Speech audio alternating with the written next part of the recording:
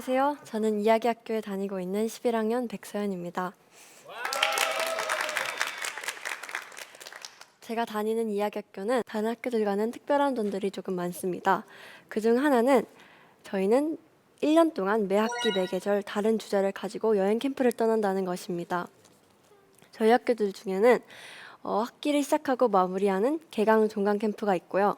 초등끼리 떠나는 초등 캠프, 중등의 자전거 여행, 고등학년들끼리 떠나는 유럽 여행, 그리고 이야기학교 전체 구성원들이 함께하는 가족 캠프가 있습니다. 이런 캠프들은 저희는 1년 동안 떠나면서 학교 안에서 배울 수 없는 가치들을 저희는 배워 나갑니다. 이런 가치들 중에서는 학교 안에서 저희가 중요하게 배웠던 공동체 생활과 서로를 배려하는 것, 또 삶의 가치를 저희는 함께 배워나갑니다. 여러 캠프들 중에서 저희가 가장 최고로 뽑는 것은 중등의 자전거 여행입니다. 체력적으로는 굉장히 힘든 여행일 수 있습니다. 왜냐하면 이 여행을 하는 동안에는 편히 쉴 수도 없고 잠을 잘 잘 수도 없고 식사하기도 쉽지 않고 씻기도 쉽지 않습니다. 하지만 저희는 이런 하나하나의 과정을 통해서 성장합니다. 이렇게 힘들게 보내는 시간인 만큼 저희는 여유로운 시간을 가지기도 하는데요. 자연을 바라보며 도심 속의 분주함을 잊고 여유로운 시간을 가지며 달리기도 하고 다채로운 일들을 겪으며 성장하는 시간이 되기도 하고 또 무엇보다 모두가 가장 친밀해지는 시간이기도 합니다. 하지만 올해는 코로나19로 인해서 저희는 여행 캠프를 단 한 번도 가지 못했습니다. 그러던 중 선생님들께서는 조금 특별한 캠프를 생각해 주셨습니다. 바로 저희 중등 전체가 서울 도심을 여행하는 캠프였는데요. 저희는 서울시의 지원을 받아서 서울시 공공자전거인 따릉이를 이용하여 서울 도심을 여행하기로 하였습니다. 특별히 10월 25일인 독도의 날을 맞이하여 독도의 중요성도 함께 알리는 캠프를 진행하기로 하였습니다.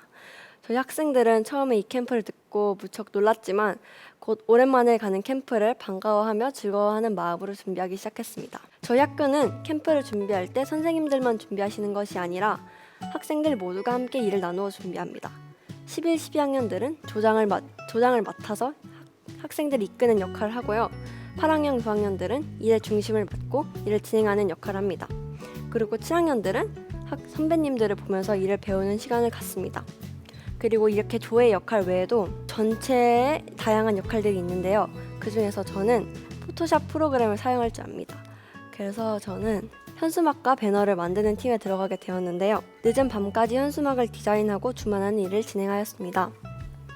고학년인 저는 제 일을 해내는 것뿐만 아니라 후배들을 도와주고 이끌어가는 역할을 해야 했는데요.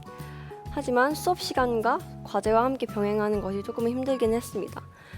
그래도 선배인 제가 동생들을 이끌어가는 역할이 중요했기 때문에 다독여가면서 열심히 잘 진행을 했습니다. 그 결과 저희는 여행 캠프에서 사용되는 모습들을 보면서 뿌듯함을 가장 크게 느꼈던 것 같습니다.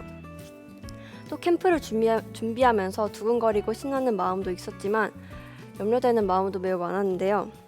아침 출근 시간에 직장인들 사이에서 어떻게 따릉이를 빌 수 있을지, 그리고 또 직장인들이 많이 이용하시다 보니까 뭔가 저희가 약간 피해가 될까 약간 이런 걱정을 하기도 했었고요.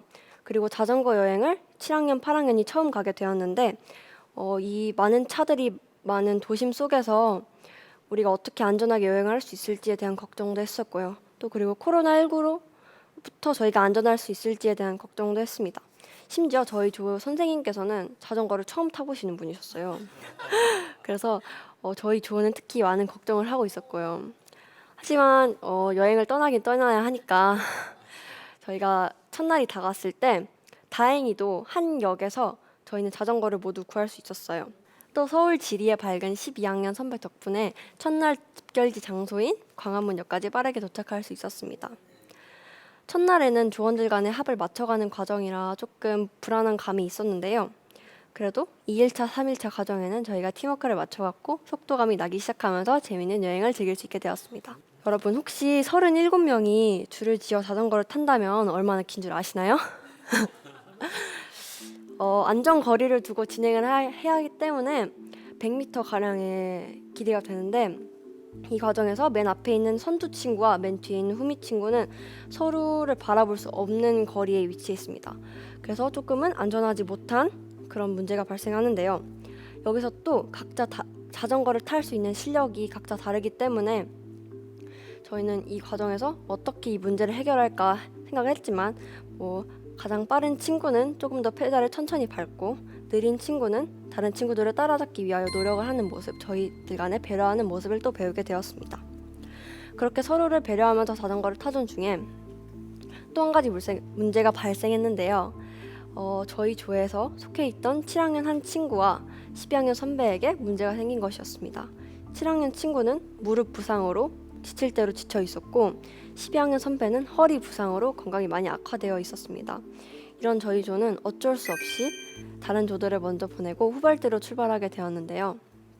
이런 과정에서 조장인 저는 가장 좋은 길을 찾아야 했고 또 안전한 길을 찾아야 했고 앞에 조들과 떨어지지 않기 위해서 노력을 해야 했습니다. 후발대로 가고 있는 중에 저희는 꽤 높은 힘든 계단을 만났는데요. 그 계단을 만났을 때 저희는 또 한 가지 시련이 닥쳐왔구나라는 생각을 했습니다. 하지만 허리를 다친 선배가 남자 선배였는데 열심히 저희를 도와주어서 또 계단을 자전거를 끌고 올라갔고요. 그리고 그 과정에서 저희 조는 조금 더 돈독해지고 또 함께 팀워크가 더 성장하는 계기가 되었던 것 같습니다. 하루는 자전거를 타고 가던 중에 캠핑장에서 묵어야 하는 날이 있었습니다. 그 날은 유난히 추운 날이었는데요. 그 과정에서 저희는 또 오늘 하루를 어떻게 버텨낼 수 있을까라는 생각을 했습니다. 하지만 힘을 모아서 77개의 텐트를 쳤고 또 그 추울 수 있는 그 밤에 동생들에게 핫팩을 나눠주며 또 하루를 버텨냈던 것 같습니다. 마지막 날에는 체력적으로 힘들어하던 조원들이 한계에 다다라서 포기를 하고 싶다고 말을 했습니다. 하지만 저희는 선생님들께서 저희를 붙잡아 주시면서 우리는 끝까지 함께 가야 한다라는 말씀을 해주시고 저희는 끝까지 도착을 할 수 있게 되었습니다. 코로나19와 갑작스러운 추위 그리고 자전거 실력의 차이와 저희 체력의 한계를 마주한 이번 여행은 저희에게는 그냥 이 캠프 자체로 모험과 도전이었는데요.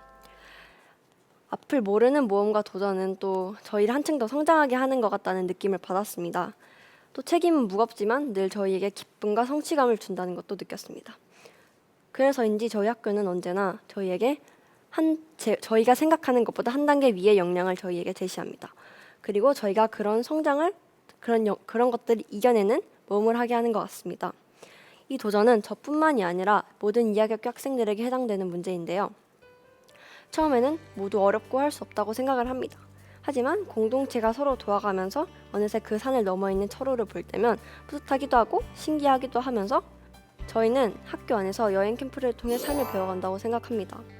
하나님과 동행하는 법, 믿음의 공동체와 살아가는 법, 함께 관계를 쌓아가는 방법, 선후배를 배려하고 또 이해하는 방법, 이런 것들이 삶에서 가장 중요한 것이라고 저희 학교는 생각합니다. 이하학교에서는 삶이 교육이자 교육이 삶입니다. 우리 모두 함께 삶을 살아갈 때 우리 앞에 닥친 시련을 불평하고 불만하는 것이 아니라 우리 삶에 하나님이 동행하신다라는 증거로 여기며 살아가기를 소망합니다. 감사합니다.